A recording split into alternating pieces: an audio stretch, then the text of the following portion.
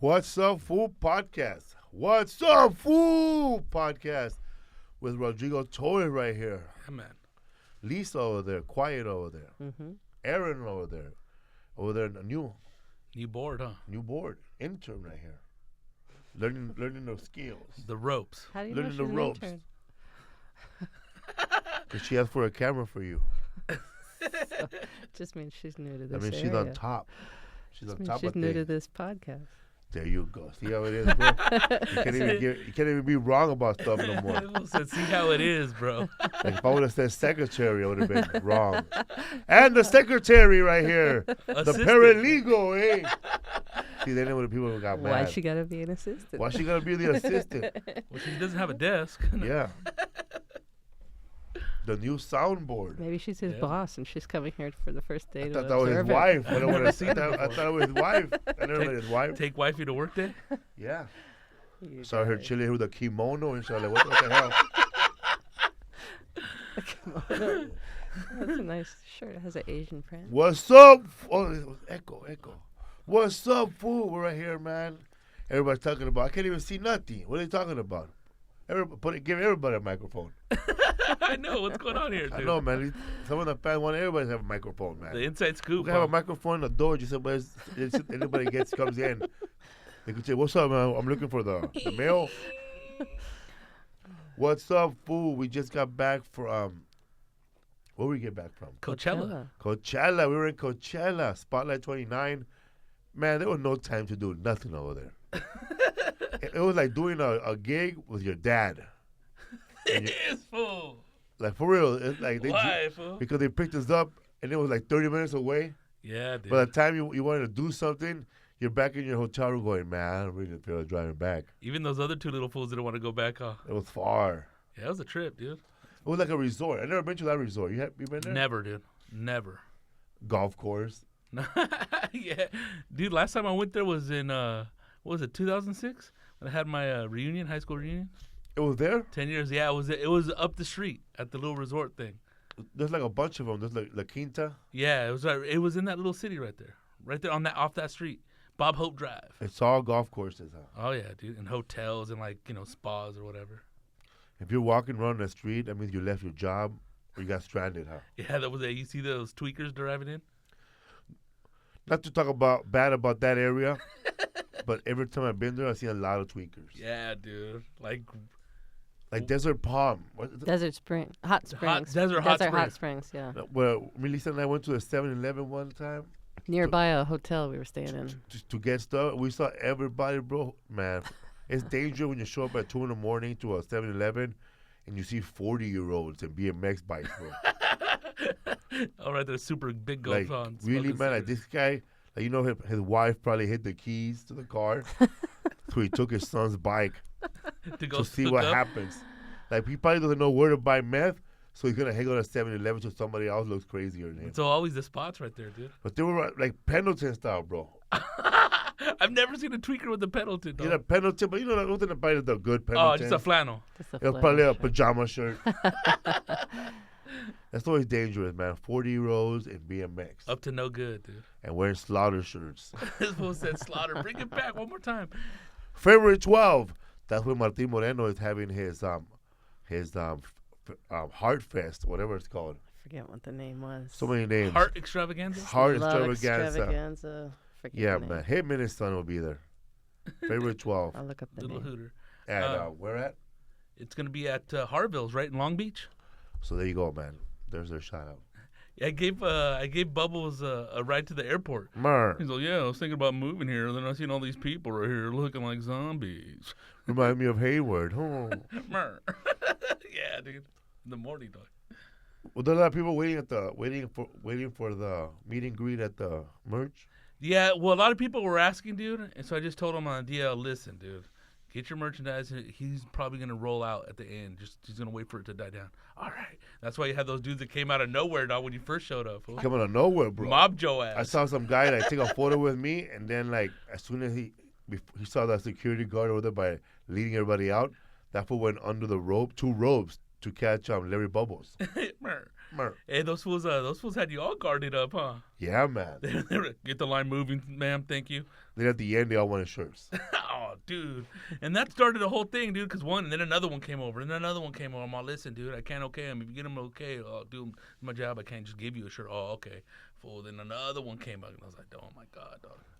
But, hey, whatever, man. Whatever the boss says. A lot of killers, huh?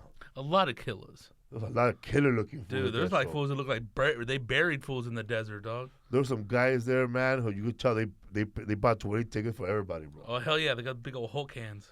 At these shows, man, like, I noticed at these shows, a lot of real estate fools or car salesmen show up, sleazeballs with, not saying, but they're fans, but they try to show off by bringing all their 10 friends who are going to invest in something. A lot of guys there with Ponzi schemes. And invest in a timeshare out there. Hey, dude, but there was a lot of people buzzed, dude, wanting to party, dog. Party hard. Oh, hell yeah, dude. The last time I was there, I was with Bill Bellamy, but before that, I was with Paul Rodriguez. And I remember I had a good-ass steak at that casino. Right there at Spotlight 29? Oh, yeah, it was good, man. Steak and lobster. After the show, we left that show and went to Morongo to gamble. Are you serious? Yeah. Well, that's pretty close, right? What, 30 minutes? Yeah, we went to gamble, and then after we gambled, we ate what the fuck did we eat? They have a fat burgers there. Mm-hmm. So I have a little fat burger there before we leave. With the little egg on top?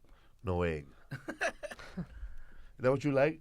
Nah, but I remember back in the day we were hanging out with fucking John Lotta. He's out with the little egg on top. And remember back in the day when you used to eat numero uno pizza, dog, with the Catherine and Vinny, dog. Numero uno, I like that pizza, man. It tastes like pure butter, the crust. Oh my God, there's already cheese on the pizza. Yeah, we were at Tommy Chun. Tommy Chun, he used to live in a little apartment. A studio. Man, I forgot where I was sitting at one time. And I was sitting on his bed. I just made a mean fart. Oh. Yeah, he got mad. He goes, man, you just farted on my bed. That's gross. And you sitting on my pillows. Hey, fool, how about when he showed us those modeling videos? Damn. Anyways. That was when he first came to California, right? Yeah, dog. He had the modeling. From Detroit. You just jump on anything, huh? Oh, my God, dude. This fool did the whole, like, walk down the aisle thing and came back and did the lips and everything, dude, in a suit, fool. Jerry curl. Now turn around.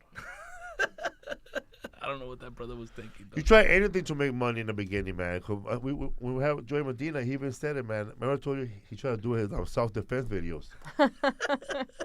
It looks that easy, huh? Full he made self-defense videos. Like, who's going to buy these? Like what? Like somebody ran up on him and then he did a karate No, he was chop? doing like, in case of an attack, you do this. In case of a hug from Zapata. Did it work for that fool or no? I don't know if he ever made it. Oh, okay. But he did make a movie, though. Hey, because when I first started, I told that fool, he was the ha-ha trying to convince me to do comedy boot camp, dog. Come on, just start off, $40, and that's the first, your introductory course. I was like, damn, this is a $500 course, dog. I ain't got $5, dog. You ain't got $5. What's up, fool, man? What up? I don't know if you guys know our listeners here, but I did a couple of podcasts in the last month. If you want to go listen to them, I was on the Joey Coco Diaz, the Church of What's Happening. Check that out. I was on this podcast with Martin Rizzo. And Johnny Roque? So yeah, man, that podcast should be called Our Next Victim. But it's called Time with Nick, Johnny, and Martin. Time with Nick, Johnny, and Martin. Go listen to that. We talk about comedy. We talked about people getting upset on social media. We talked about the first comedy books I ever read that helped me do comedy. Did you read any books on comedy or just went at it? Nah, dude, what I used to do was read, it's called The Stars of Stand-Up Comedy. I used to go to the library at Cal State San Bernardino, and it'll tell you where everybody performed. It went back all the way, dude, to Shelley Berman, dude, to Richard Pryor. Paul Rodriguez was in it, dude. What's the name of the book? It was called The Stars of Stand-Up Comedy. Howie Mandel, everybody that made it, dog. Was it a book? Or it was a biography, and it'll tell you, and it said where this guy started, how he started, everything. It was a lot of aspects, not just a history of it. That's the only thing I ever read. And there was a little, fuck, I forgot what it's called. It's How to Be Funny. Is the how to book. be funny, write funny, and make funny. I switched to the to the part where it said how to write a joke, and it had a Rodney Dangerfield Yeah. one-liner, and how he's all, this is the premise, and the punch. So it's in threes: premise, punch. And then it'll tell you like, do your own, huh? Yeah, and After then you can just after fill every in the chapter. blank. Yeah, totally, dude. Yeah. So that's the only thing I've ever did, and then I used to watch the Tonight Show, the comedians that would go on there in the monologue. Yeah, my Gene Perret is the one I read, and had the same thing, and Steve Allen, Okay. and then the ones about how to write jokes for a certain way. But these books mostly for comedy writers, huh? Yeah, dude, because it's all format, dude. Format, huh? Yeah, totally. You know what I mean? It's like when you're watching a movie and you already know what's gonna happen. Like that's what, if you have any knack for comedy, that's how it 'Cause feels like. I knew I was funny, but I just needed format. That was it. And those books really helped me. Okay, and that's just to put it on Sometimes- paper, huh? Joe Diaz said that didn't help him, but it helped him. Yeah, it does, dude. This is how's it help you, dude? 10 years down the line, you're doing something, fool, in a certain way that you didn't know how to do, and it comes out of that format. Yeah. That's what I think. It helps you if you don't like do it like textbook style, and then it'll slowly go into what you're doing. That's how it helped me. Fool, Nick Guerra broke down the tic-tac-toe, bro. You guys brought up into a joke. Because I didn't know how the tic-tac-toe was. You didn't Well, know? I was wrong No, it about was. the tic-tac-toe. All right, break it down. This is how I thought the tic-tac-toe was, bro. Need a pin, dog? No, bro. Here, yeah. Okay. Give me a pen. Here. So I thought the tic-tac-toe.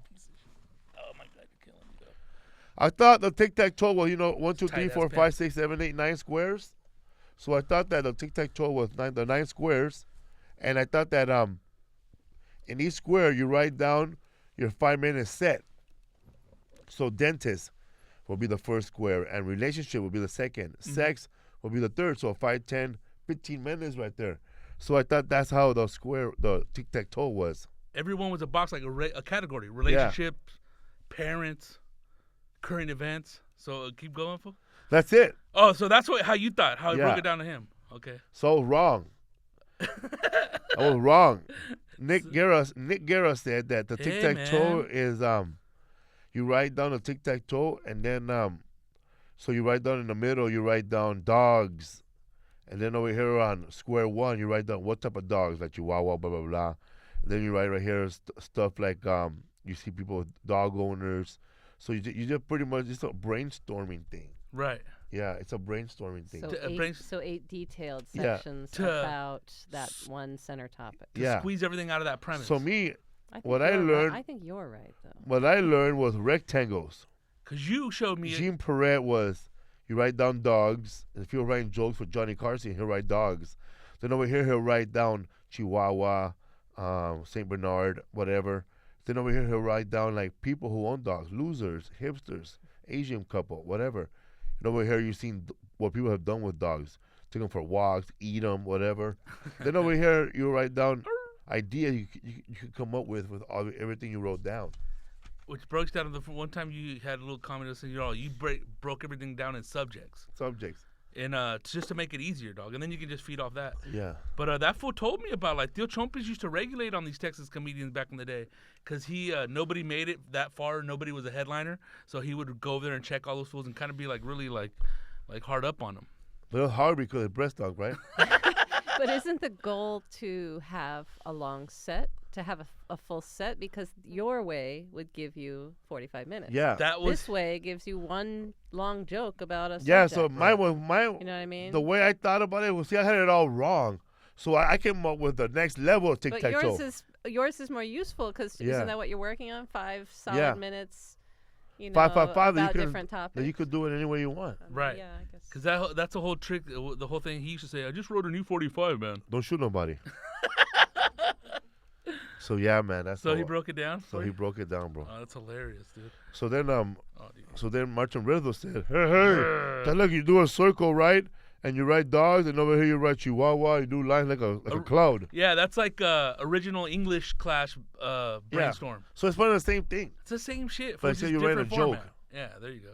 Because I know what, man, I don't know why, but when I took journalism with Miss Powell in East LA College. What'd you learn there? Man, we used to brainstorm every day, dude. Like every morning, every class, like Miss Powell would say, she would say, just say, the Iron Contra deal. Right there. Boom. So right there, man, you gotta write a whole story about it, what you know or what you heard. Brainstorming, bro. Even if you didn't know stuff, you go like this, Ronald Reagan, Oliver North, whatever you thought. So you do like you brainstorm, and then you just turn it in at the end of when you say stop. And if you have half a page, whatever. I never wrote shit. Of brainstorming, no writing? No, brainstorming, writing, though. Oh, okay. In full sentences, like, Okay. Iron Contra, Oliver North, whatever, and then, but it'll be like, another one will be love, so you write, the next day will be love, but every time we went there, it was something different. With all my journalism class. Do you know in that class, there was 2 idiots that wanted to punch? What do these fools do, dog? This motherfucker saw too many journalism movies, bro. Oh, my God. They seen El Salvador too much. These fools were dressed, bro, like with like combat gear, dog. Whoa. And they have a camera, dog. Cause one of them they both took photography, so they were taking photography and journalism, bro. What was their? So those fools had moleskins, bro, yellow notepads, bro. Their heritage? What was it? Bro, they were Latinos, bro. Oh, militant ones or what? No, they're not even militant, bro. They're nerds. So they're just out, like they had the whole gear to go out in the field. Yeah, bro. Like they had all they needed was a backpack and with a typewriter inside, dog. But they were dressed like they were doing a story in Vietnam, bro. Like photojournalists. Like photojournalists, dog. Like don't shoot me, I'm with the press. And what's up with I that? just Stupid ass questions that all shit the used to time? annoy me, bro. Why are these fools all dressed up? Looking like But idiots. that's what paparazzi is these days anyway. They're all Well, combo they're not geared out. photojournalists, but they're paparazzi. They call themselves paparazzi. People don't understand that these people don't work for anybody. They're freelancing. They're like a night crawler, right? Yeah, they're just trying to get a good shot that they could sell. If or you a look at them, story they all they have could those sell. like fishing jackets A lot or of like them live with their parents. Yeah, and they don't do bleeding gums. shit. Like a lot of those little fools look like Lee Sayad, dog. yeah, some of the side people Some who of them submit have dust stuff, on their head. some of the side people that we've met who work for TMZ, well, they Uh-huh. don't work for TMZ. They just submit stuff to TMZ. They and hope maybe their stuff they gets hope on. it gets picked up. But that's who paparazzi is. It's not anybody who's officially Right, right. sanctioned by TMZ. But you can make like, some bucks if you get some like exclusive stuff, right? You could. But it just, like, people come down on paparazzi, but there really is no upper level to complain to. You know what I It's mean? just Like, one it's just like, group it's a of people. free for all, pretty much. Like, you've done red carpets, and you don't know who half those people are. That outlets, some of them are sticking a cell phone in your face. I don't even know who recording they an are. No, interview. you're right. You're You right. know? I It's like- seen that one night. It's like when we went to the Oi Awards, 3 of those little ladies, that they looked like they were hired by somebody and sent there to just Get a clip. get a clip of everybody who came by. What's up, fool? Last Friday, man. Last Thursday, we went to the premiere of Den of Thieves with Gerard Butler and O'Shea Jackson Jr. and a bunch of other people that I'll never see again to another movie and go, hey, that's the guy from Den of Thieves, that redneck guy. Yeah, the only other dude was a mastermind of the bald head dude I've seen him in another movie. Other than that, that was The it. bad guy? The Yeah, main the bad bad guy? guy, I the never main- seen him in shit. Yeah, dude. But he's good, though. He played a villain, dude. Like a dude like that. But that's the first time I seen him at That movie made $14 million. Are you serious? It was number 3. Oh wow. What'd you think, fool? Oh man, come on! I don't understand it, bro. But see, I've seen a lot of. If I was in like in 7th grade, I probably would have thought that was the best movie I ever seen. You're blown away. Yeah, but now that I know what a movie is about and the movie didn't plot wise didn't. I feel like they cut a chunk of it that was missing. Bro. the chunk of how you get a human being into the Federal Reserve. Yeah, bro. What land is this? Did- Impossible, right? oh, dude, come on. Fool. And they would have found that, and I don't understand why they steal that armored truck. Well, it was a way to get into the Federal Reserve. Okay. That, hey, dude, did you see those 2 fools that were in front of those hardcore actor fools? They were criticizing the movie the whole time, dog. In this part right here, and in this I part didn't right see here. 'em. Yeah, they were right below us, dude, to my left, dude. Nerds, right? Oh, dude. Yeah, man. So what's up? What's up, Tito Ortiz, bro? Oh, dude. I should have been in it. How was that black food talking, brother? The movie. Dude, he was cool in the beginning, dude, but he stopped as soon as it started. Remember, dude, that producer guy was out there talking, and it took us 14 years, and this and that brother just started, good speech. 14 years it took this Den of Thieves to be made, man. So, and it It's a showed. journey, huh? 14 years, man. O'Shea Jackson started when he was 6. I know, like, how did it start? Then we They're had talking three- about the process of writing Those- and everything. We're in the red carpet, people. I was on the red carpet. people are taking photos of me, asking me questions. I don't know who the people were. Rodrigo's in the back and shit, like a hound right behind me in the camera. It looks funny if you actually find the footage. But it was funny, man. There was a guy that I swear to God, I thought it was Seth MacFarlane from Family Guy. Oh my God! And I knew He looked just like him. And then when Rodrigo asked me, "Hey, bro, that's Donny Osmond," I said, "No, man, it's Seth MacFarlane." Fool, I must be blind or something. I really thought it was him. I was watching the live stream going, you thought it was. no, I I even said, told- what the fuck is wrong with him? He thinks this is Seth MacFarlane. It looked like He's an older crazy. version of him, though. No, it looked like it. So And I even told Rodrigo, "Bro, show me your Jessica Gandolfini." he made Rodrigo do it. He's all, that's great, man. That's a good one. But he was a producer, though. That's who that fool was. He went on stage and Haskell, I think his last name, or Haskell. Yeah, he's a producer. I was like, dude, this fool got bloated, dog. He got old on us, dog. The guy's probably like, why is he doing an impression of James Gandolfini? Yeah, because I totally bugged him, too, because there was a lady talking to him and another. He's all right. I didn't know that. What's up, fool? Yeah, We man. got our guest is here, but Tom Rhodes, bro. The legend We'll himself. introduce him right now, but he is here. What's up, my brother? All the How are way you, from Felipe? Amsterdam. Rodrigo, I brought you guys some cookies from Holland. Oh, hell yeah, thank you. How are you, Not, bro? not that it's a good idea to eat cookies on Bro, a these podcast. cookies right here are the original ones. waffles with the caramel inside. Yeah. At Starbucks, they cost like the big ones. They cost like fucking $3. In Amsterdam, $3 for like you get 2 of those. The bags. Yeah, And these will man. probably taste Yeah. better then. In Amsterdam, in the markets, they'll sell them fresh. Like they'll have a dude like cooking them, and they're like 50 cents. And they're amazing. They're Anyway, kind of like little buñuelos, aren't they? Buñuelos, like they are. Buñuelos, They are, man. except A they, little bit of the crispiness you can get from the cookie. Eat one. they're like Right the now? caramel Yeah, stuff oh. on it. Like, They good? Please. What's up, fool? The thing is crackling. Fool, sin Karin. Sin Kidding. Kuidin. kidding. Kiddin. Guitar player. Guitar player. He was on the Joe Diaz podcast. Before I ran into Barry Katz Where at? at the Keller West. Hey, boss. Keller, man, it was like the comedian night out, bro, of Sunday night. Hey, Fraser Papa. Smith had everybody that ever gave him a guest spot, bro, on the show. Here you go, buddy, all in one room. It was me, Ruben Paul, Steve Wilson.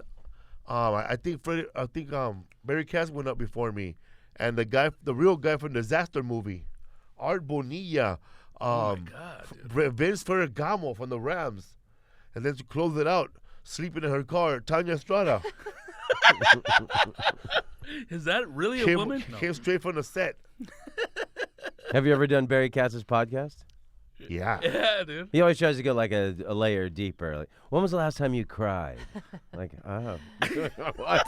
I think your intro lasted 30 minutes. My intro, man, Yeah, was Those 30 are the minutes. longest intros in the history of podcasts. Give us Right an intro. Introduce Tom Rhodes, bro, like the way Barry Katz. This guy right here, I can't even get his cadence or whatever, but He's still doing it. out I only of do them at home. Do it now. Yeah. I order if you. you have the definition of a comedian, this is the guy here.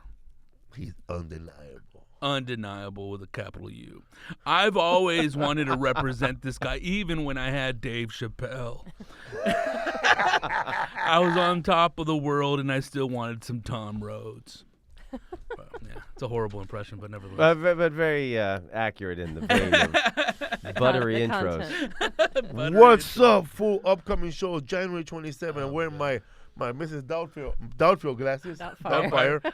January 27th, Tucson, Arizona, Saguarito Casino at Desert Diamond Casino. February 1st through the 3rd, Naples, Florida, Off the Hook Comedy Club with Captain Brian. Brian. That's a good room. That's nice down there. February 11th, Oakland, California, at Paramount Theater, part of a big show with D. Ray Davis, Preacher Lawson, Bruce, Fortune Feimster, whatever other guy they can find in Oakland. He's going to be on the show. February 14th, that's right, Valentine's Day, Corpus Christi, Texas, at American Bank Center with Raymond Horta. That's right, Raymond Horta. Prende la vela, because we're showing up. It's Raiders versus Cowboys. Orale. We got to do a little sketch with him, bro. Also, crazy Raider fans. Clash of the And Titans. Clash of the Titans, bro. Make it happen, Raymond Horta. What's up, fool? February 22nd, Lemoore, California, at Tachi Casino Resort. February 23rd, Las Vegas, Nevada, at Treasure Island Casino. February 24th, Rochester, Washington, Lucky Eagle Casino. Who's going to be on this show with me? I'll tell you who.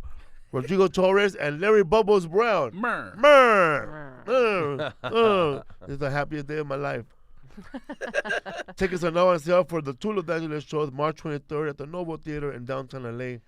We sold about half of the place, so far, so hurry up. Lots more dates. Check out FelipeWorld.com.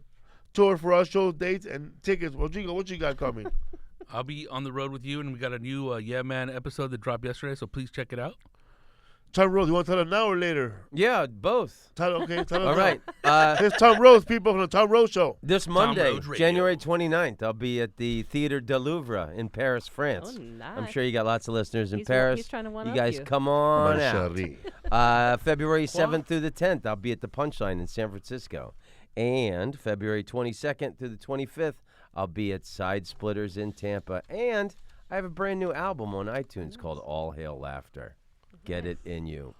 Get it, people. All hell laughter. Yeah, man. What's up, Rodrigo? What you got? Chilling, man. How much you weigh now? 280 or 235? 280 or 235? I'll give you the real weight, 279. Reals? Dude, I weigh 275 pounds right now, dog. Damn. Wow. What's up, dog? That's funny, How man. much you weigh, babe? Bert Kreischer and Tom Segura, they get together, they lose weight, bro. You and I, we get together, we just keep getting fatter. Dude, I haven't done anything since last May as far as exercise, dude. I None? fucked up my ankle, dog. Push-ups?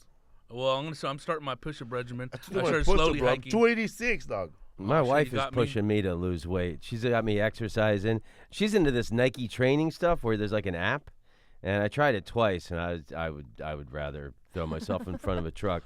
My wife is There's pushing a me lot out of the jumping door. around and I was just gonna say he could just play this for his wife and say, "Look, these guys are way fatter. than Yeah, me. right. I'm doing fine." He says 202, right?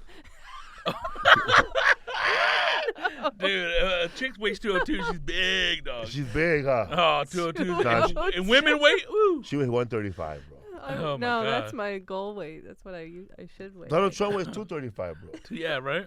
Donald Trump weighs 235. That was his house chick. 239. That's Oh, horseshit. 239. Dude, Even come his on, liars, Six even foot- his doctor's a liar. That's Imagine. bullshit. 6 That foot, guy's 275. 26, At and he's least. 6'3". He grew an Well, inch. he's 6'3". He's 6'2". But getting fat from the bottom of your foot will make you grow an inch. Well, It'll give you some, little You height. think it's douche that weight much? is a little heavier than regular weight.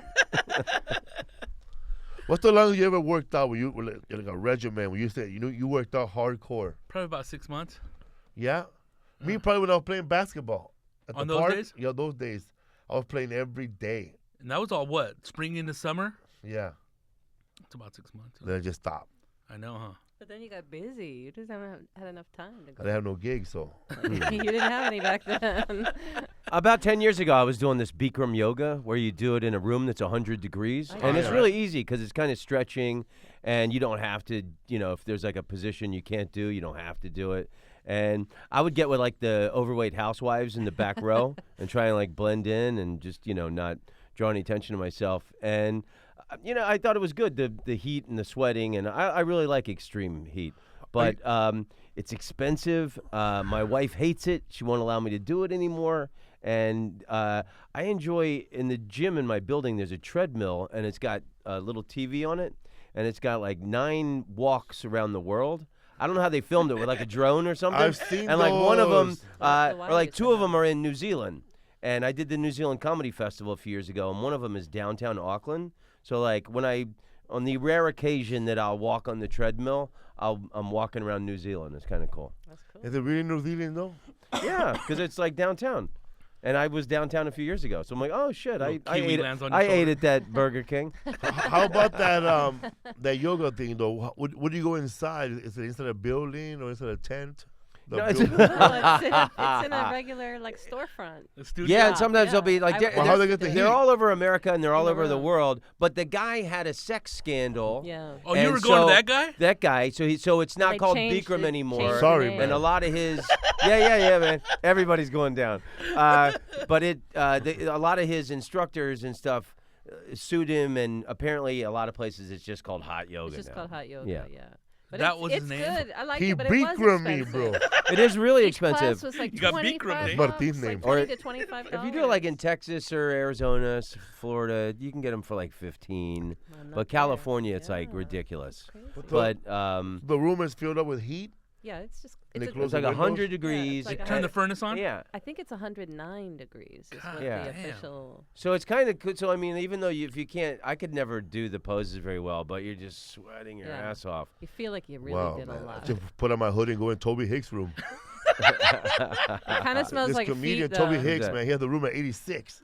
Toby Hicks is a comedian. He always has room at like 86. But I've noticed every brother I have ever came, like that I have as friend, their houses are always hot.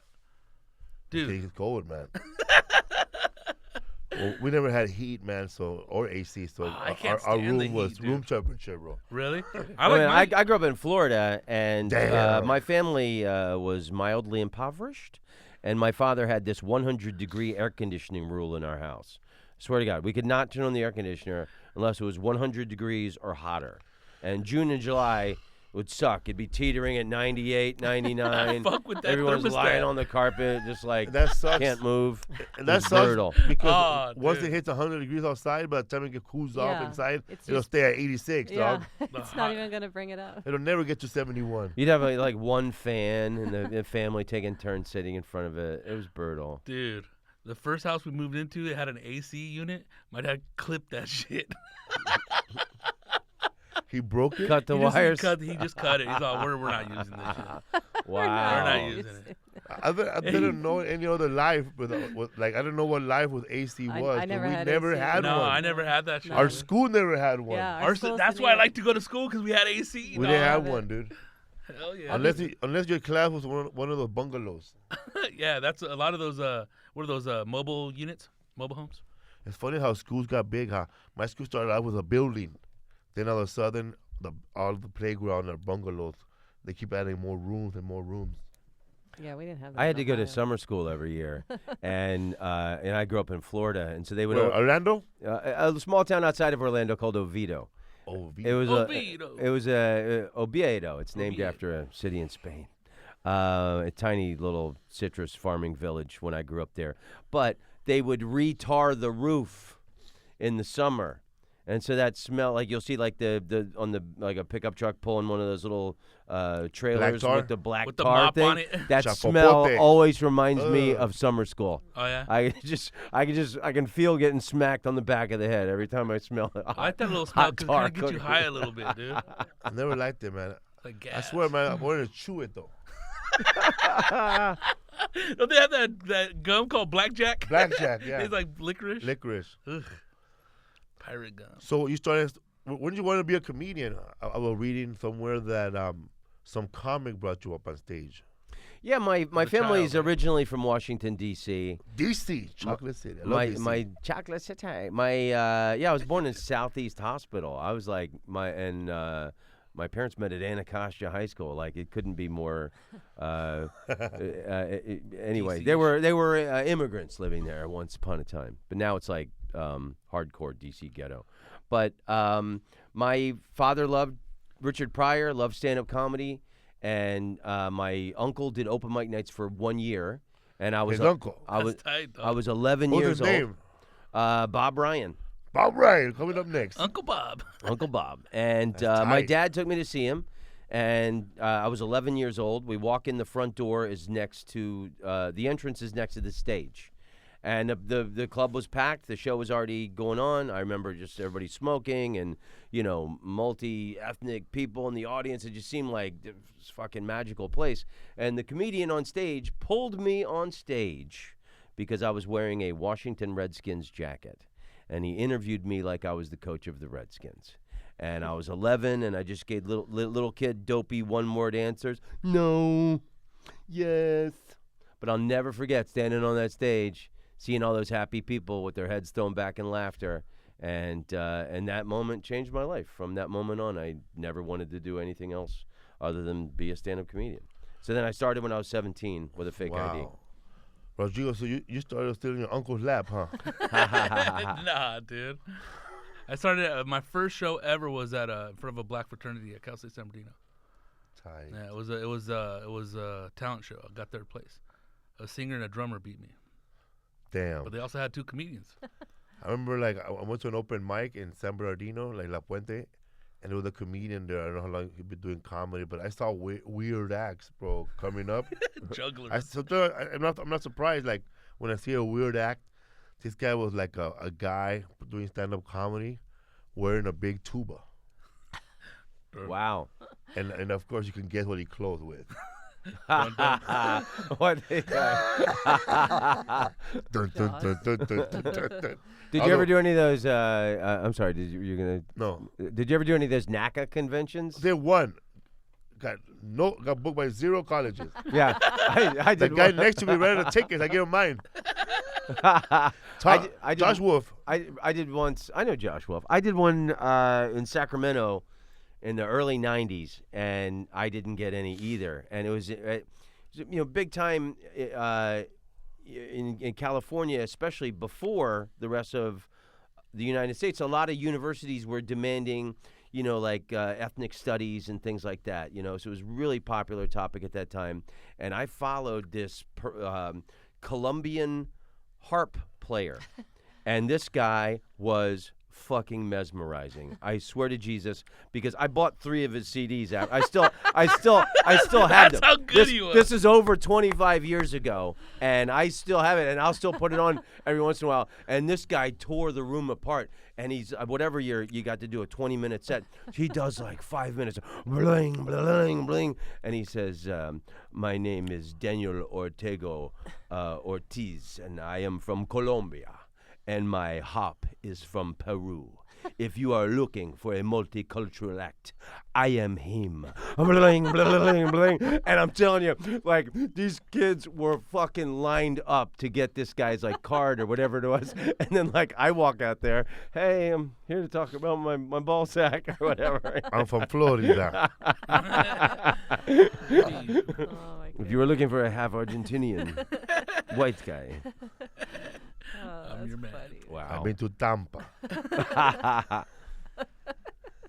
You started in Florida, I did, man. Yeah, in Orlando. Orlando. What my- comedy club? What was the scene like over there back then? It was, Was there a lot of comedy clubs? No, I mean, Bonkers? well, Bonkers, the club I started out years later morphed into what became Bonkers, but it was originally called the Funny Farm.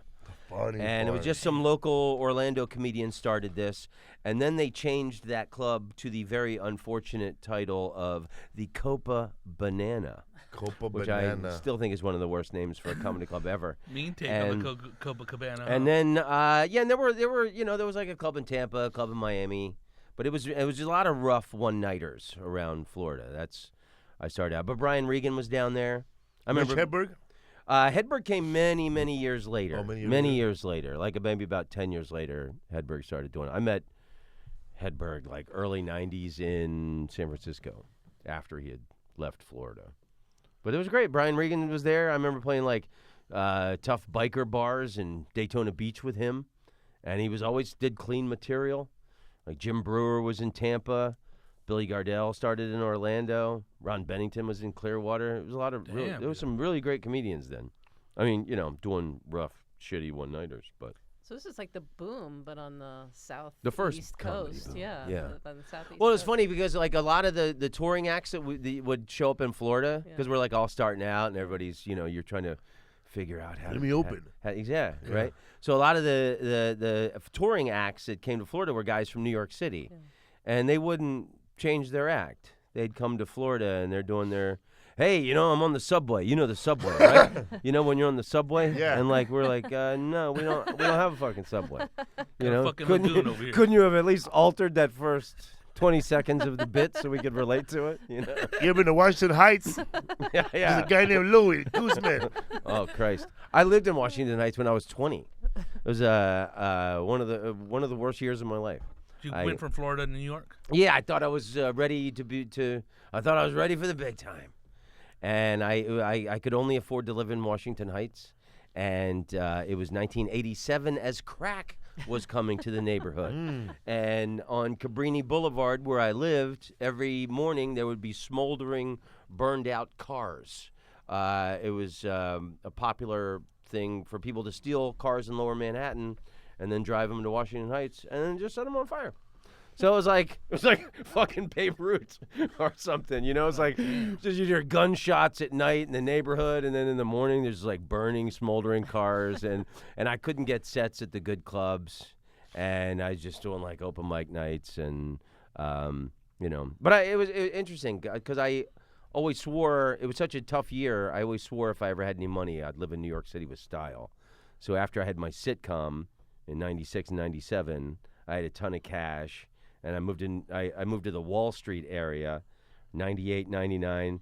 Hedberg was living at the Chelsea Hotel, and I was in the Wall Street area, and we were just, it was a lot of, it was a fun period, but it was a lot of hard narcotics taking place.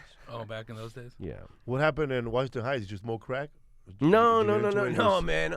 I was only a weed, I was only a weed smoker then. And I'll never go weed back then. Well, I'll tell you, I don't know. You guys are probably too young to remember the great weed drought of 1987. But Tim Roth and Reservoir Dogs. That when they were spraying Paraquat on that shit? Man, you couldn't. That was it was like nothing, and I was like so struggling in my life, and I was lonely. I didn't have any friends. I didn't have a girl. Couldn't find a roach nowhere. And I met this guy on the street.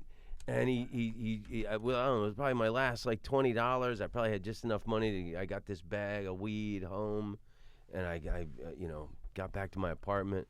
Finally, I'm gonna have some relief. I opened up this bag, and it was like leaves and oregano. And I spent the rest of that evening trying to cut my head off with a steak knife. Damn, bro.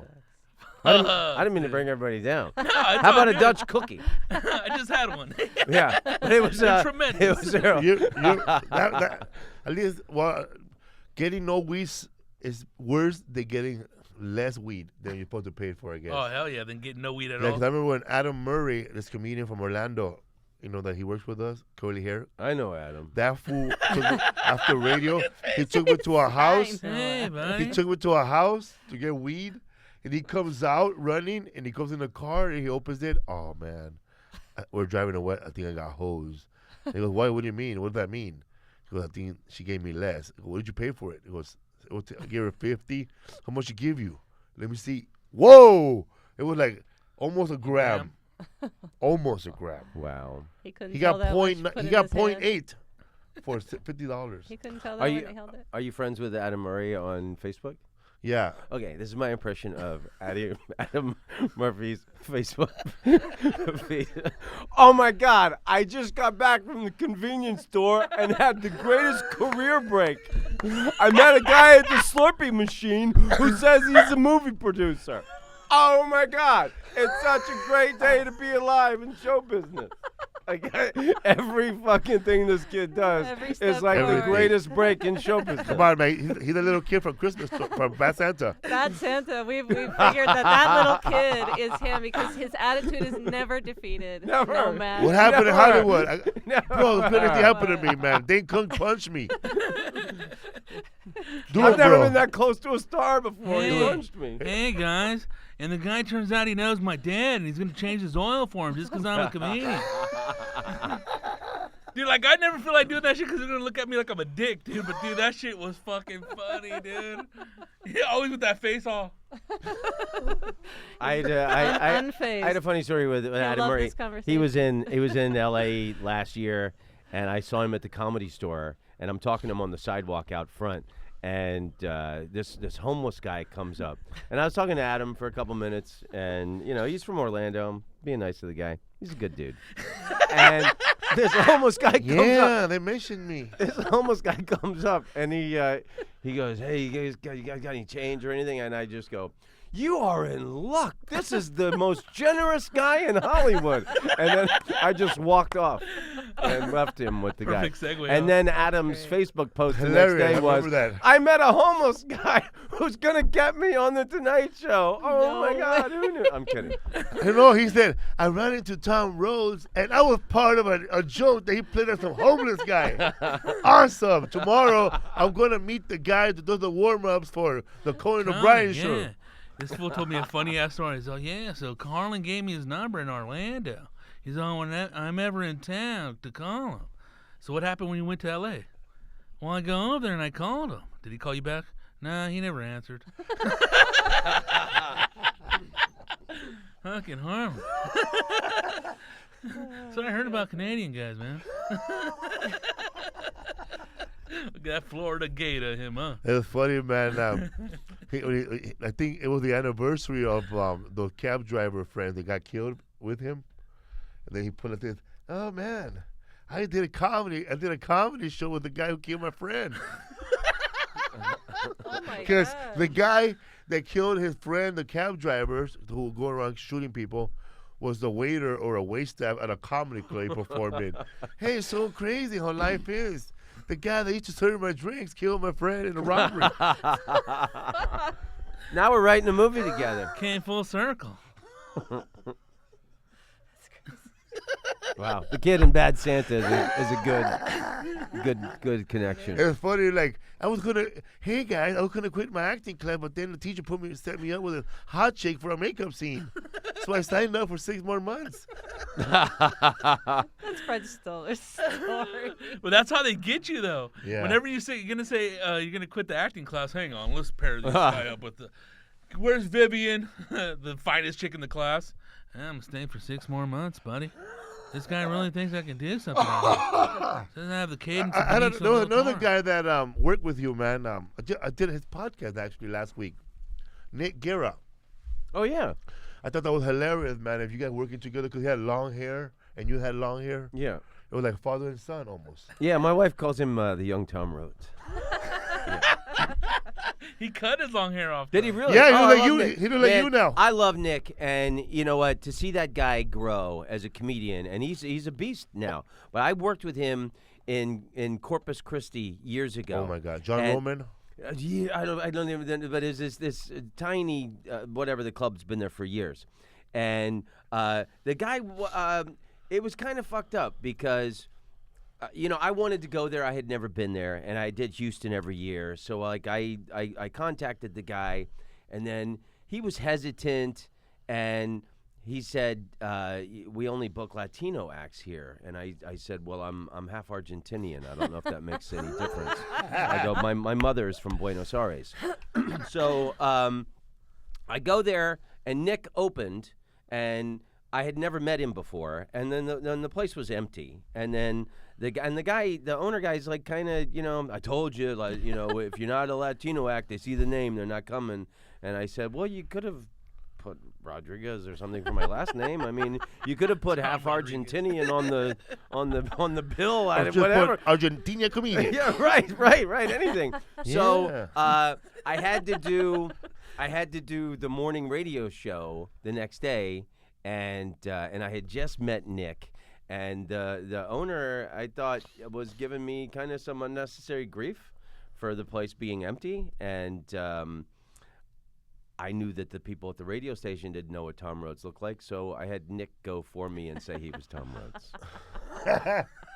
and I got to sleep late. And it was Nick's first radio thing. He goes, and so he's like really young and enthusiastic. And I go, dude, would you do this for me? They don't know what Tom Rhodes looks like. He goes, oh my God, I'd love to. So like pretended he to be woke up you, early and Yeah. was enthusiastic. and I got he to sleep was late. Tom. Yeah. He was I haven't Tom. got a he was- wake-up He call. said he was Tom Rhodes and went in and did my spot for me. Yeah, I remember. So I will forever love that kid. I remember reading Nick's MySpace post that day. Funny. Yeah, man. I woke up this morning and I had my first wake-up call. Then I had continental breakfast. MySpace. Wow. You know where MySpace went wrong?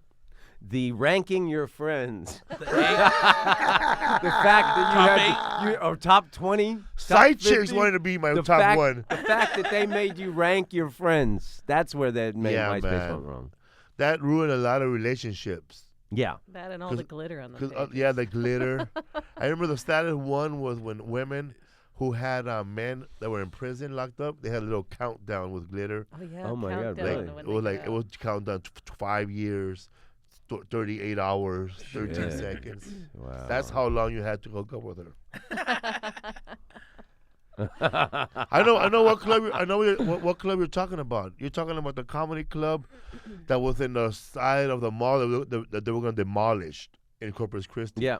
It was like it was like the end of the mall, bro. It was like Pata Central over there, bro. Yeah. It was like that part of the mall was cut off from the regular side of the mall.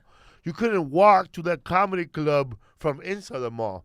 You gotta go outside and then walk outside the mall and then get to the comedy club. Yeah. The place is empty. I said, tell him I'm half Argentinian. What's the problem? Wasn't my fault. That's funny. The name, the corpse of Christ. Corpse of Christ, Body yeah. of Christ. Is that Body Latin? of- Yeah, it's Latin. Yeah. Wow. Nice place. I've been. They have another comedy club. They're called the Mesquite, right? Yeah, Mesquite Street. Mesquite Street. Yeah, Mesquite Street Pizza. It's a pizza place, and then they started a comedy club that's like attached to. Yeah, they have a pizza comedy club upstairs that seats 150 or 180. place. They say 2. I don't want to think see it's 200 2. people up there, man. The roof is gonna collapse. What hotel did you stay at? Because the Rodrigo stood at the worst hotel in Corpus, Bayfront Inn. Yep, that was it. With Did it all have the roaches back then too? It was pretty gritty. This guy Oh, turned dude. on his hair blow dryer, and a roach flew out. Yeah, Usually you have to pay extra for that. Isn't the Corpus Christi have the most saddest beach? Yeah, you know what? I didn't. I kind of. I guess I was in and out. I wanted to go to that. I've always wanted to go down to the furthest reaches of Texas, like Brownsville and all that. We got robbed in Brownsville, by the way. Did you really? When we were performing our show in the theater, somebody broke into the green room and took my laptop, Oh no. took my tennis shoes, Took your iPad. my your iPad, shoes, took my friend's car keys, took all his jokes. His notes. Oh yeah. shit. What the hell wrong with that? There's a guy down there doing his act now. What's going on, Mexico. man? Get off the field. Oh, I'm sorry I brought it up. We were right by the border. Yeah. So then you moved out to San Francisco? Yeah, wow. You I moved to New York for a year when I was 20, and I wasn't ready, and it was difficult. So I moved back to Florida and licked my wounds for a year, and then moved to San Francisco. And then that's where like I really started to get good. That's where it came together for me. What club you performed there? Punchline. It was Cobb's when it was at the Fisherman's Wharf, the old Cobb's. Tommy T's? Tommy T's, man, San Leandro, Concord. There was 3 of them back then. Yeah. Pleasanton. Yeah. I still go there. Yeah. Name's Tommy. I'm Tommy, man. We're bros. That's a great impression of him. That was great. Let's play softball. Yeah, I used like to my do shorts? that. And then there was the Improv in downtown as well. God, there was a ton of work there. San Jose, I think the Sacramento Punchline used to have a San Jose Punchline. I could be wrong. No, there was one in Walnut Creek, Walnut Creek. and then Sacramento, and then before the Improv, I don't think there was anything in Laughs San, Unlimited, I think. in San Jose. In Sacramento. Oh, Sacramento. Sacramento, Still yeah, there now, right? downtown, yeah. So you did all those clubs? All them clubs, yeah. A lot of work, huh? Yeah, man, it was great. And then, I thought California was a magic candy land. It was everything left wing, utopian, ideal. And my favorite kind of audiences are multi-ethnic, multinational, and I started out on the southern circuits in the South. Wanted to get away from the rednecks, and then Why, I could man? do smarter material, and I really flourished as a human being and a comedian. And then that's where I got the attention of Comedy Central, and then started to do on television. and stuff. When you got your development deal, did that happen in L.A. or you got it in San Francisco. Yeah? Somebody Yeah. picked I you up? did 2 Who drink. saw you? I did 2 drink minimum. I remember that. And- That was on Comedy Central? Yeah, That's and, original Comedy Central, Yeah, right? Two that- drink minimum, and then after that was the Pepsi, the Dorito Pepsi communist one. Yeah, that was like that. They have always had that kind of that level show where they're Yeah. breaking new talent, but they've changed the name of it like 3-4 times. But I did that, and a woman named Lori Zacks, who was his executive at Comedy Central, that's when I got this development deal. I got to film these. They filmed my jokes like rock videos, little interstitials, things like Dennis Leary did for MTV years ago. If Yeah. you remember those things, then they had me do those, and then they sent me to cover the Dream Team, the Super Bowl, all these things, and then I got to make an hour special where I went to Vietnam called Viva Vietnam. So, and then that's where, I started getting popular. Then you had the Tom Rhodes show when you were a teacher. Yeah, Mr. Rhodes on NBC. Yeah, I was like kind of the face of Comedy Central for 2 years, and then NBC discovered me, but I mean, I was already They were doing giving a lot of comedians development deals. a lot of, but they were all teachers, huh? Like how you That with year, how you man, with I Mr. Cooper was one too. Yeah, there was that. Nick and- Freno. Yeah, there was that year. You know, my original idea, I wanted to be a public defender lawyer, Oh, the voice of the voiceless. they give that to Greg And Giraldo. I thought I'd get my. Well, it was Gerardo had his, 96 common law. His show failed, and then another Common law or Boston Common law. Common Law, something like that. And then NBC had a lawyer show also fail. So then they said, "Can you make Tom a teacher?" And at that time, I was pretty young and arrogant, and I thought, well, I can be a fucking garbage man and kick ass. The job don't matter, baby. It's Tom Rhodes is what's the funny. And in retrospect, somebody knew that year there was like 5 teacher shows came on. Really? Yeah, At bro, that it was. one year, and then it was like, oh, fuck, why did we go with the teacher idea? But it was like, and it was kind of fucked up too, man, because they wouldn't give me jokes. I mean, my wife They told give me you I can. jokes? My wife told me I can. She doesn't allow me to talk bad about that experience because she said you had your own sitcom, you're named after it. But I mean, it was they gave me nice advice for the kids, and I didn't get many jokes. And Oh, so you weren't the funny one on your No, own they had- show, no, there was is like a what you're funny saying. kid around Yeah, me, and okay. everybody else is like. Tom and I was- had long hair, so they're all making hair Tom jokes was like at me. Bob Saget, Yeah, basically, yeah. as a teacher. So I had really long hair, and so Yeah. every joke was, "Hey Fabio, hey Cream Rinse, hey Kenny G," and then they wouldn't let me say anything back, and I would go talk to kill me. talk to the executive producer, and I'd say, "Anybody I've ever considered a hero couldn't be topped. Like if you say something snarky, the hero crushes them like a bug, and that's what I do in the clubs. Somebody heckles, you crush them like a bug. I go, look, you just say in the script it says Tom reacts. How many times can somebody say something shitty to me, and then I just shrug? Well, I mean, that's not someone I would consider a hero. hey, Right. man, And then story of my also, life. I didn't have any adult friendships on the show. I just like was friends with the kids. And I told the executive producer, anyone like that in real life, I think should be closely monitored. And what would they tell I hope you? my wife's not going to hear this because she's like, What would they I tell told you never to say anything bad about I think that these are fucking singer." legitimate. What would they tell you when you would say It's that? not like bitter. Well, our Like they could have shown. it was our marketing testing. studies show that the audience doesn't like when you come back and say something nasty to someone. That's what they. They could have showed at least was at always- home being a thug without your comedian friend playing poker like Bernie Mac. Yeah, That would have been cool. Damn, dude. The other personality. but I That's mean, cool. you know, I think if it they would have was shown you doing correcting homework at a ball game. Like I've seen teachers do that. Yeah. yeah, I've seen a shitload of teacher at ball game correcting papers and watching the baseball game. yeah. It would have been more like That's it would've pretty been cool, man. Yeah, That's what teachers do. Mm-hmm.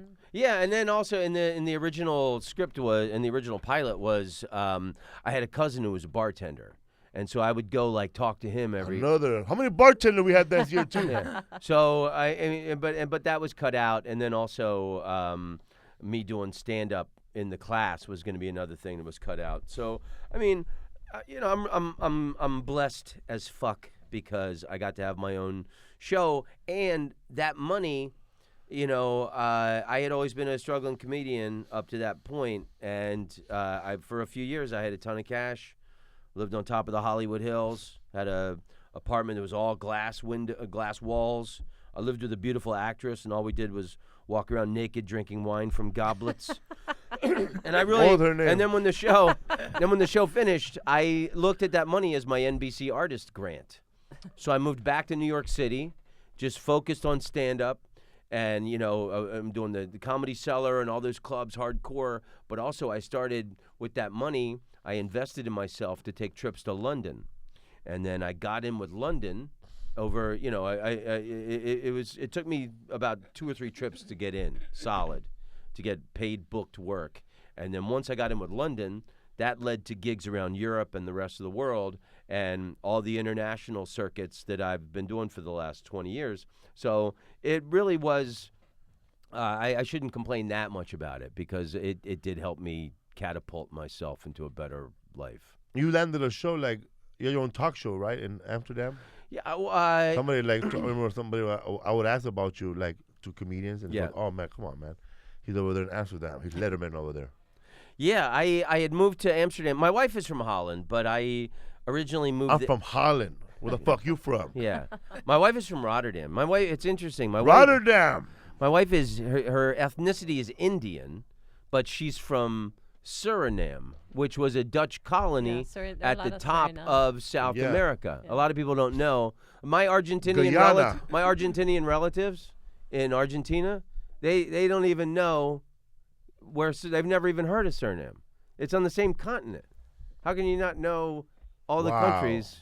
Anyway, but a lot of people don't realize there's a Dutch-speaking country in South America. Guyana too, right? They speak Dutch. No, Guyana is there's French Guyana and English Guyana, and then Suriname. So those European colonial powers Suriname. that was at the top of South America. I had rum from for there. ships going around the world. That was a strategical place for ships to stop. How did Indians make it there? Well, those people also, you remember that gang, the one about the gangs in Rotterdam and in Holland and the biker gang? Actually, they were affiliates of the Crips, right? Yeah. Or Piru. I can't remember which Crips. one. It was Crips. And those guys are from Suriname, too. And, but it's a Dutch colony. I did a show in Rotterdam called Raymond is Lot. Raymond is Lot. I've done Raymond that. is Yeah, Lot. and Raymond is from Suriname. Suriname. Yeah. He gave me a bottle of rum from Suriname. Oh, nice. Yeah, he does that character on that show where he dresses up like an old woman sitting on the porch. Because it's a very like Caribbean, tropical style there. The people, you know. Is that show still on? He's even become like bigger. He's kind of like the Oprah now. So he doesn't do that late night talk show anymore. He does more of like this kind of Oprah program. I noticed that when I was doing his show, I don't know if it was live, but you're allowed to say fuck. On Dutch television, yeah. It's funny. He goes, don't worry, I fucked up your name, but I'll fucking say it again. Hold on. I fucked it up. I fucked up his name. We'll do it again. Okay, all right. Now, we're back, huh? Felipe Esparza. I fucking said it right. Felipe Esparza. But it was weird. I was like, whoa. They're telling me to be clean. Yeah, it's an interesting thing because It's amazing. So I was on Dutch television for 3 years, and the censorship in Holland is you can say anything, you can show anything. The only censorship is you are not allowed to endorse products. You can say you like beer, but you can't say you like Heineken because that's endorsing a specific brand. I had Steve O from Jackass on the show when the first Jackass movie came out, and he can't believe there's no censorship on Dutch television. He comes out smoking a joint. Amsterdam, really, man? There's no censorship on Dutch television? I'm like, yeah. So he whips down his pants. And he asked for a stapler. Somebody brought him a stapler. I mean, it took like 10 minutes, but TV editing, boom, it's 2 seconds later. He spreads his nutsack across his thigh and stapled his ballsack to his leg, and blood spurted, and you could see the little metal prong holding his nutsack to his thigh. And Dutch television, they got a close-up of it, you know. And I used to have it on YouTube, but YouTube made me take it down. Damn. But that's Dutch television. You can show anything, you can say anything. It's almost the exact opposite of our censorship. Because in our culture, it's all about I love Heineken and I love fucking products, and you can't say all these different things, and you can't, show things. Yeah. Like there was a soap commercial with a naked woman. They showed a breast. And of course, a woman in a shower, of course, you're naked when you're using soap in the shower. Why can't you show a woman soaping on her boob? Perfect example. Here in America, you gotta be just like an Irish guy. Irish Spring. You gotta be cutting. What was the phone? Remember the guy? He would be cutting the soap. Whittling He would the cut soap, the soap like wood, bro. It's fresh Irish Spring, mate. But what I was gonna say, wow, man, I need to be on that TV. I moved to Amsterdam for a Dutch girl that I had fallen in love with, not my wife. And then I was doing I was doing Europe and doing these international circuits. And then that girl broke up with me, and I was just about to move back to the United States when these people from this Dutch television network were looking for an American to host a late-night show. And then I got the job. And so I got to stay in this little country that I had fallen in love with. How many years? So I did the late-night talk show for 2 years.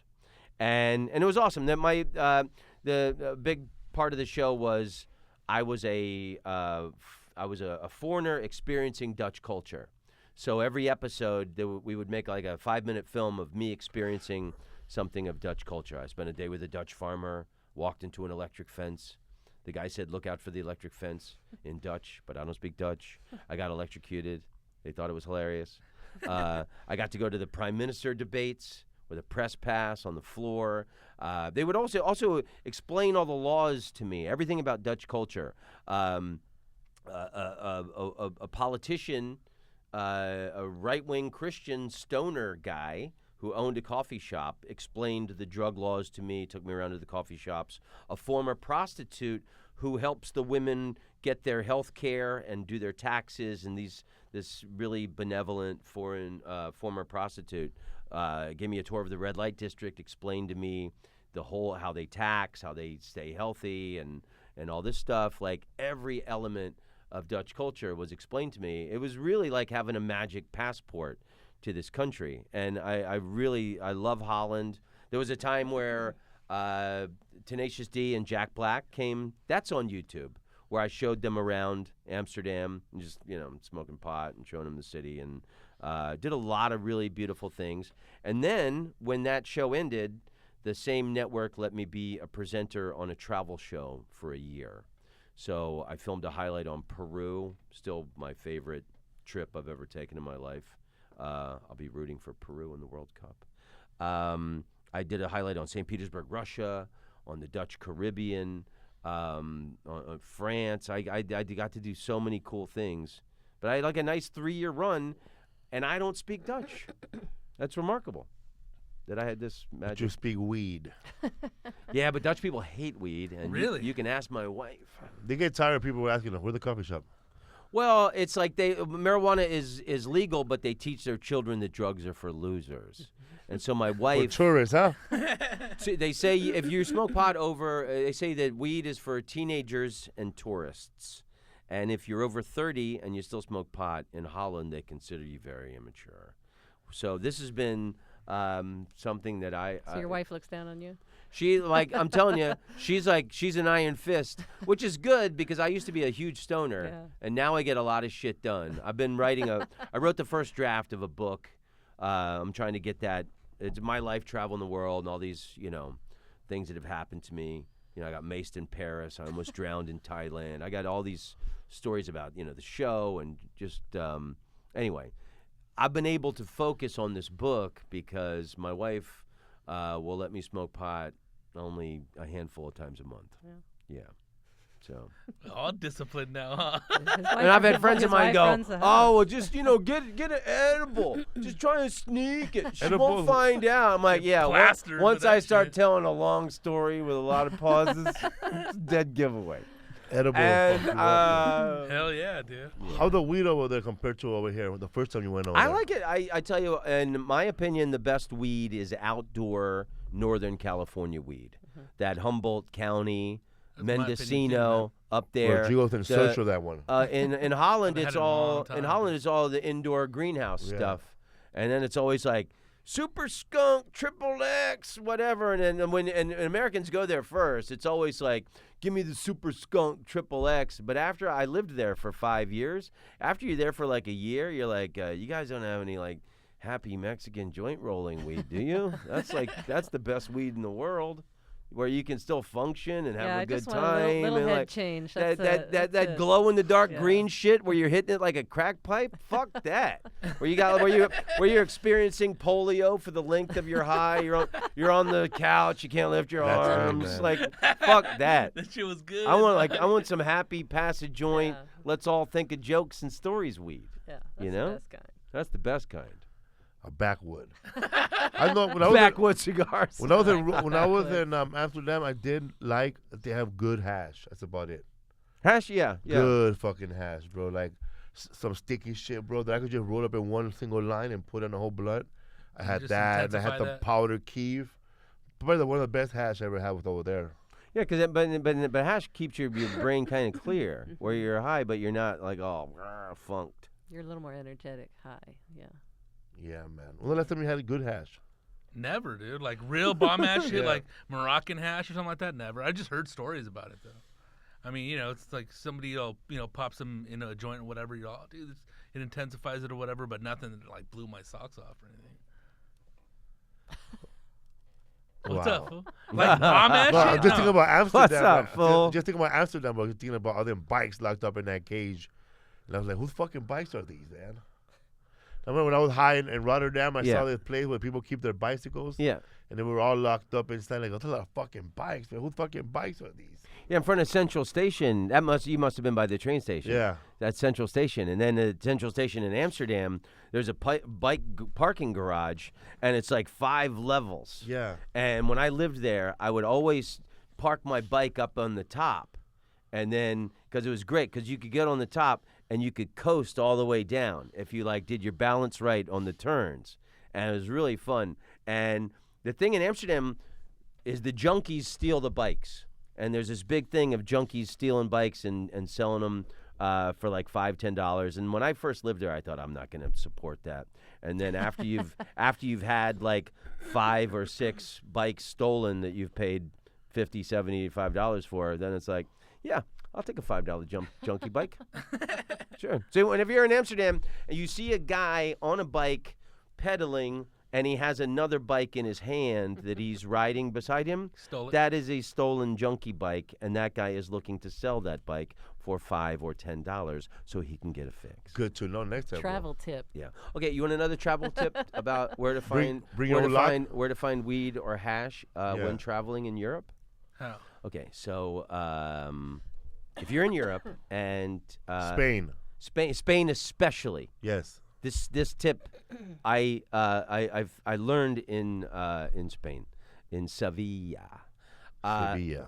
Go to the main square of any town or city in Europe, and there will be a statue. Just go hang out by the statue for a little bit, and some type of kind, friendly immigrant person, usually of Moroccan descent, will come up and ask you if you need anything. Statue, Raza.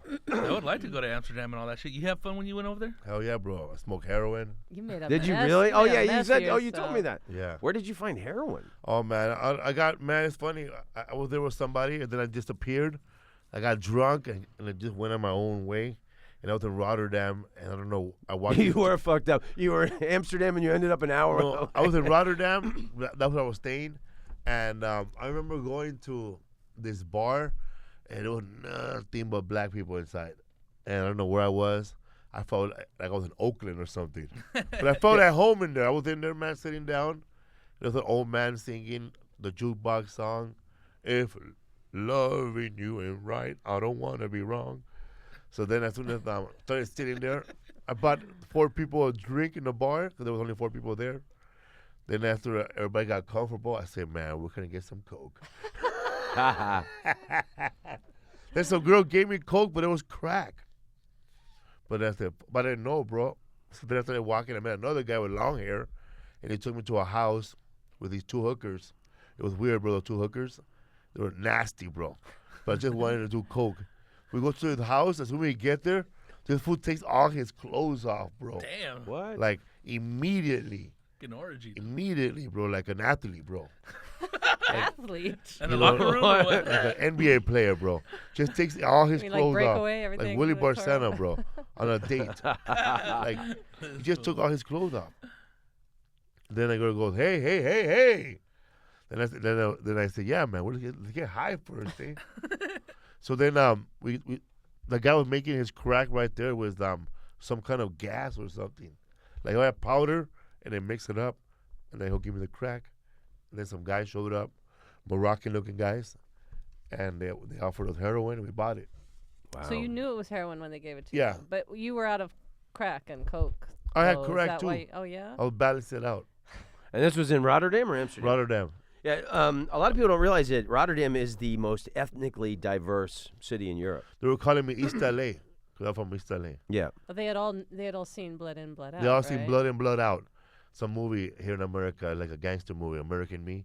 And so I told them from East LA, and they just like, they liked me because of the movie Yeah. they saw. And I was in that, I was like Yeah. my hometown, so. They Well, treated me right. And in Rotterdam, though, there's this like real hip hop style. They try and be like New York, and they love kind of Brooklyn, East LA kind of culture. They do, man. They love kind of it. consider themselves to be like tougher, like people in Rotterdam. And what's up with the heroin? How do you smoke that? You add it to tobacco or something? Or I've weed? never done it. No, man. You looked at me. They give me It's not my story. they gave me a straw and aluminum foil. Oh, you hot rail it. And then I put the black rocks right there.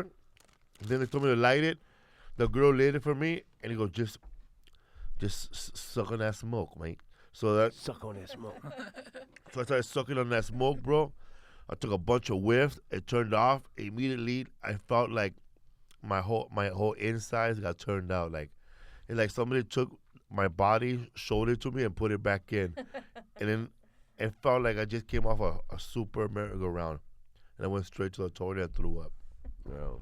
That's what I did everything but heroin, and when I was partying, and I was always afraid of heroin. And the thing that I always heard about heroin is that like you vomit at the beginning, and like I think that was what killed it for me.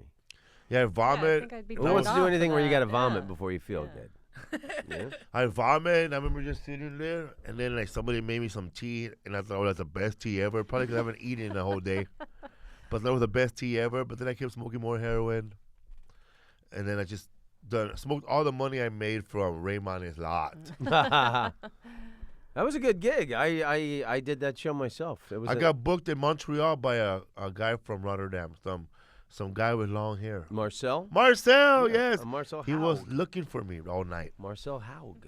Marcel, how? Yeah, and he booked Raymond his lot. He's still around? Yeah, and he does the Rotterdam Comedy Festival now. You Tell him should- I'm ready, bro. I'm sober now. Are you sober? Yeah. Cool. I just Yeah. smoke pot. Yeah, me too. Me and Rodrigo are ready, bro, to bring the What's Up Fool podcast to Rotterdam. Yeah, man. Cool. Yeah, I'm Shout out to the Cleo. same. I busted my head open in Philadelphia 4 years ago. See You the fell? See the scar? Yeah, I blacked out and fell off of a bar stool. Oh, and so damn, man. yeah, I got 6 stitches. Just busted. Coyote just ugly right busted here, my head open. Just so blacked out like drinking. and And fell like a tree. Blacked out from drinking. What were you And that's it. drinking, man? I had 10 pints of Sierra Nevada, which was, by all accounts, a very normal evening for me. damn. Yeah, it was a Who very said 10 normal, pints? very normal evening for me. That's Out of a lot gun. Pints are big, right? 16 ounces. Bigger than a bottle, right? Big. No, All 16 right. ounces. Yeah, and so I blacked out, fell like a tree off the bar stool, busted my head, and this guy lifts me up, and I'm looking down, there's just blood everywhere. And guy, we gotta call an ambulance! He yells out to the bar, and I go, fuck that! I don't have health insurance. Don't you dare call an ambulance. I feel you. The dog. guy goes, how far? He goes, you got to get to a hospital. How far is the nearest hospital? He goes, 2 blocks. 2 blocks, and you were gonna call an ambulance? I was like $15,000. You fucking moron. So I got a wad of napkins off the bar, and I walked to the hospital like a badass. And it was great, man. I felt, and I got 6 stitches on my forehead, and I felt like. You kind of feel like badass. You get in your forehead. The stitches aren't No one that else bad. But I had also cut open the top of my head, and they can't stitch on the top. Staples So they got on. to do the staples. Damn. I got 5 staples on the top of Yeah. my head, and that whole ka-chunk. Yeah. You feel That that, hurt shit all like the way a to your fucking fuck. toes. dog. Fuck, Yeah. that hurts. Yeah, I've gotten Yeah. stapled up twice. Yeah, the stitches are nothing. will say, the try your staples balls. hurt. Steve So, will yeah. say, try your balls. Yeah, right. That's nothing. Yeah, Yeah. nightly, Nothing. nightly, Nightly. as your closer. Tommy T at Steven's Steakhouse, he does that every night. If he has 2 shows, 2 staples. Yeah. So I haven't Wow, drank man. or done drugs since then, since that night. Oh yeah. Good for Yeah, you. just a little pot when my wife allowed. So you got into like crack, coke, No. But I went to I just for a couple years, 98, 99, 2000. I enjoyed some cocaine. But for the older listeners, that was a really great period for ecstasy. I was really out dancing and doing ecstasy and really Wow. enjoying life. And In Europe? No, he was Yeah, in and in New York, yeah, New York New City and Europe. I was first starting to go to Europe, and then Lighting up that dance floor, huh? and then I was I never could picture myself doing ecstasy in Rotterdam, dancing like a freak, bro. in Amsterdam, especially, and London. You know, it was a lot of. I mean, I think it's still like the 1980s in London. Everybody's got coke in London. You know, but and then I was never an acid guy. But I remember a friend of mine gave me a bunch of pure LSD on sugar cubes, like wow. maybe about 10 of them, and that was pretty wonderful. So you're like me. You pretty much done anything when you're buzzed. Yeah, yeah. I'm glad. It's too bad we didn't hang out earlier. There's a lot of people I'm glad they didn't meet back then, man. Yeah. You, Joey Coco, Ashley. Yeah. Ashley Hamilton. Yeah. That's right, cocksucker. You got don't see no party. Yeah. You done acid? I've never done I acid. done acid twice. I did it 3 times, but the stomach God pain, damn. the How was stomach it? pain, that it was great, but it lasts too long. Yeah, and the next day you can Yeah. feel like shit if it's yeah, not pure. and then like the stomach Strychnine cramps. or whatever that's in there. Yeah, that was the good thing about the Yeah. pure stuff. You didn't have that feeling. Yeah. I Because I lived in the Wall Street area. Because it it's was funny before. you lived there that time. I lived on Gold Street, right there by Fulton Street. Right. Oh, right wow. on Fulton. We And probably drank at right some at of the that same same time. little dive bars there. I went to John Street Bar, the biker bar that had it went downstairs on John Street. No, there was I forget the name there of was it. an I Irish walked pub by right there. there. There was an old Irish pub that looked like it was from the 1880s.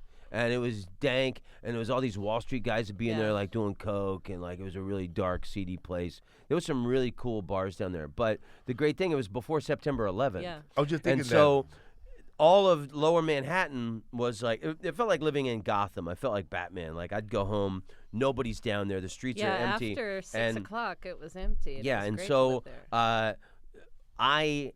one thing I really enjoyed doing, especially those times I did the pure LSD on the sugar cubes, was rollerblading around Lower Manhattan. So I'd drink some tea with my pure LSD on the sugar cube, and then I'd put my I'd get my Walkman, I'd get a cassette and just skate around Lower Manhattan, and do little figure eights in the World Trade Center around the it was great. There was nobody down there. You'd see like one security guard walking around the World Trade Center. The downside was that when 9/11 happened, there wasn't much information for people who lived down there because they weren't used to people really living down there. Like it was dotted with a few apartment buildings. Yeah. But it was mostly businesses, so there wasn't a lot of information for like what to do, what we were supposed to do. I'm glad you bring that up. I lived at it's 71 Broadway.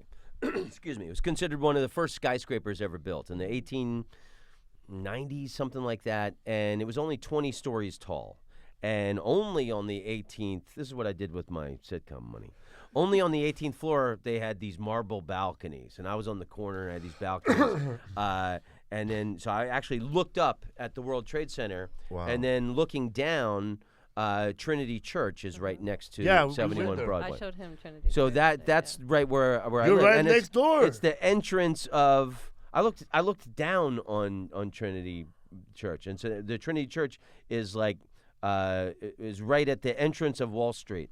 So this girl who grew up in my neighborhood, who I went to high school with, who I was great friends with, and I didn't see her until about 10 years ago, and I talked to her, and she was like, she lived in New York at the same time I did, and we're talking further, and then, oh my God, she lived in my same building. Oh, wow. I moved out January 1st, 2000, and then I moved to Amsterdam. Just threw everything into storage, fucked off to Europe. And then it turned out my friend, childhood great friend, she lived in this building at the same time I did, and she lived there for September 11th. Yeah.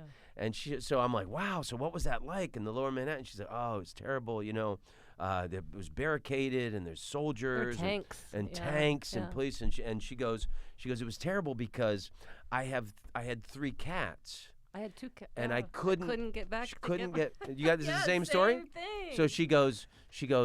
I kept telling the I got to get back to my apartment. I've got cats. I got to take care of my cats. And they're like, nah, fuck off. Get out of here. And we're not.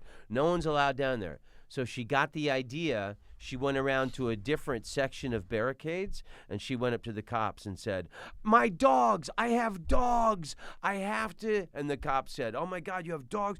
Get right down there, go!" So like, Wow. so The they dog didn't was give a fuck about cats. My rabbit.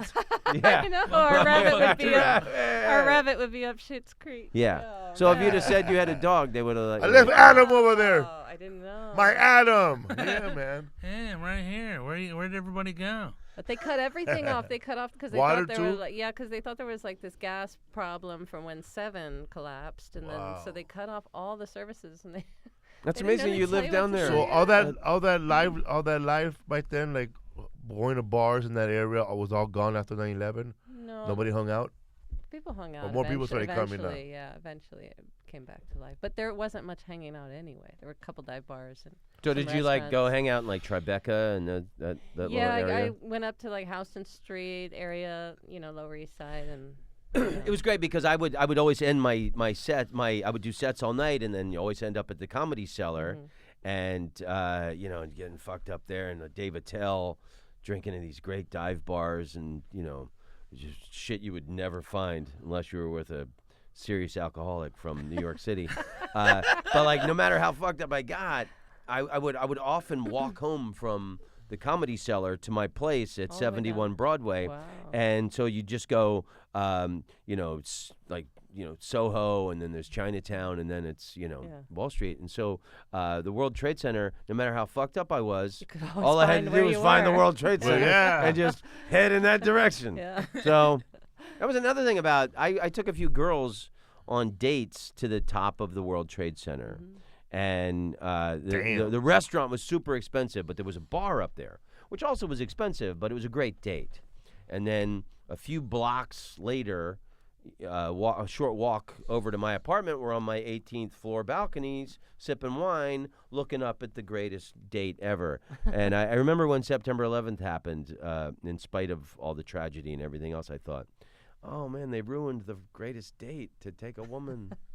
That was the greatest date, to take a girl to the top of the World Trade Center. It's funny. I used to wait tables in New York, and I always wanted a job at Windows on the World. I'm glad you never got it. You could make tons of money. That because was of that spot? That was the That was- spot. that's up the at name of it. top.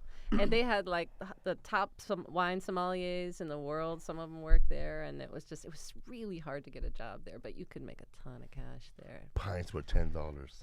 It was expensive. It was super Yeah. expensive. When you were in Rotterdam, did you have free health care? No. Because you're American? No, because I paid taxes in America, and I didn't. You still have to pay taxes for the money you earned over there as an That's American? the American way, baby. Yeah. Unless you really Wow, pay you someone made else. nothing.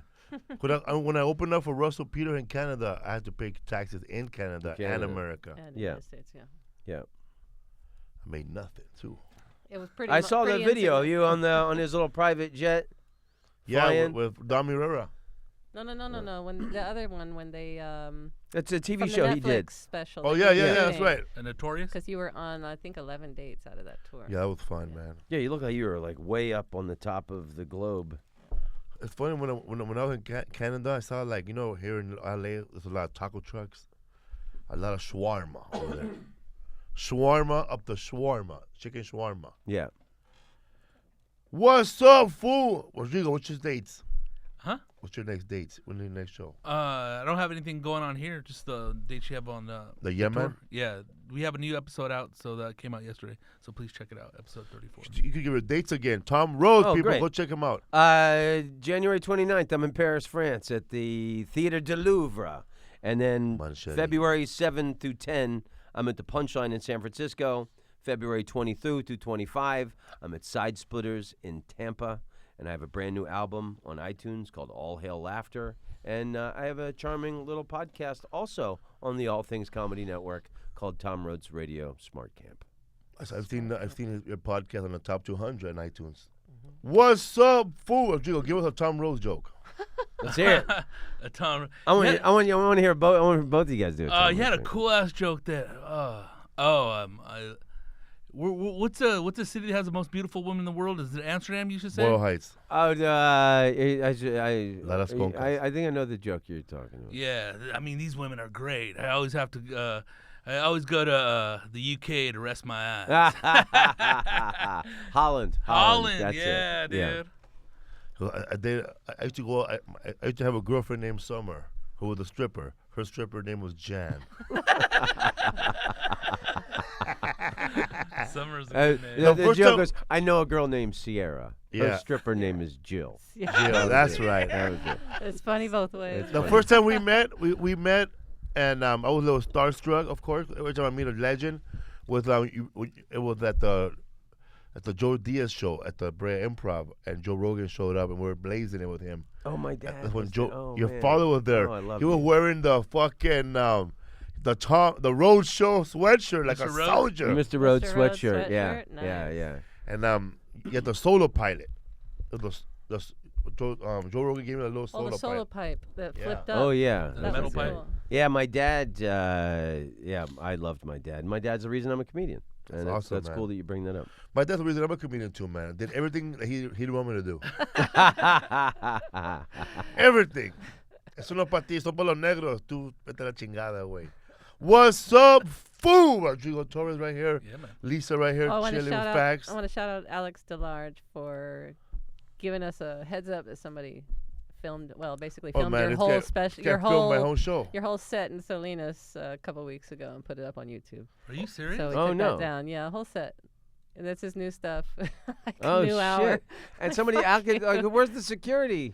No security, I guess. Shout out to They this pay- guy. Sometimes they don't pay attention to that stuff. Hell The no. people on the I- balcony. You You have know. to How is Shout that, how is out. that possible? I Someone can know. sit there and record the whole I know, man. The fucking- whole Isn't that fucking annoying? show. I know. My dentist assistant did the whole thing too.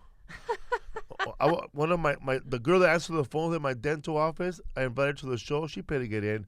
She goes, I love the She show. didn't I pay. recorded No, the I whole gotta show check on my phone. Really, bitch? She didn't put it up, but yeah, she I'm did sure they're that. listening now. What this guy? Shout out to Chris Rodriguez at 1313. I want to know something funny. I was the guy at your show years ago at the Novo LA. No, last year. You clowned me like for 10 minutes. Got that shit recorded before your wife made us turn it off. You clowned us why I haven't married my girlfriend. We've been together 17 years. That must have been the straw that broke the camel's back because we broke up in August. Oh, shit. You fucking homewrecker. Still fucking love you, fool. That's what you get, dog. What's up, fool? You just shined a light on the We were problem of together their 17 relationship. years, and I remember I said 17 years, and I said you ain't the one, bitch. Walk out of that relationship. It's a wake up call. Wow. You were her Oprah. Yeah, man. You turned the lights on for her. Tom Rhodes, people, check out the Tom Rhodes podcast Yeah, man. and the Yeah Man and everything on All Things Comedy. Thank you for my bag. Hell yeah. That's right.